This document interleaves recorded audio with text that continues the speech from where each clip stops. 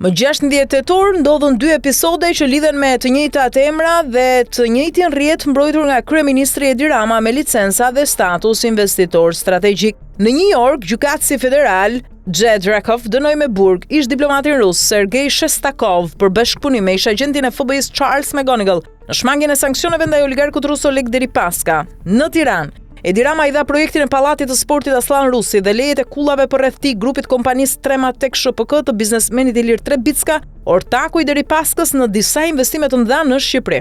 Sipas një raporti të FBI-s të dërguar në shtator 2023, Ilir Trebitska dhe oligarku rus Oleg Deripaska janë ortak të fshehtë në disa kompani me kapital rus që operojnë në Shqipëri në fushën e turizmit, ndërtimit dhe energjisë. Raporti është përcjell për hetim të SPAK dhe BKH pas daljes së aferës Rama McGonigal, por drejtuesi i SPAK-ut Altin Dumani ka penguar hapjen e hetimit duke urdhëruar bllokimin e procedurës. Burimet pamfletit brenda strukturave hetimore konfirmojnë se ish drejtoresha e BKH Saida Hajnaj është përplasur me Dumanin edhe për këtë çështje dhe e ka raportuar pengesën te FBI-a si ndërhyrje politike dhe si rast të dyshuar për pastrim kapitalesh ruse. Në raportin e FBI-s ndodhen kopjet vendimeve të firmosura nga kryeministri Edi Rama dhe antarët e qeverisë për dhurimin e 800 hektarëve tokë shtetërore në Divjak për kompaninë Agro Iliria Group, ku janë ortak Ilir Trebitska dhe Oleg Deripaska. Vendimet mbajnë numrat 6 fraksion 4 datë 19 prill 2018 dhe 6 fraksion 9 datë 24 qershor 2020 me status investitor strategjik. Raporti i FBI-s flet për depërtim të fondeve të Deripaskës në Shqipëri nëpërmjet kanaleve bankare të errta të Raiffeisen Bank, agjencive të transfertave ndërkombëtare dhe kompanive offshore që punojnë me qeverinë shqiptare.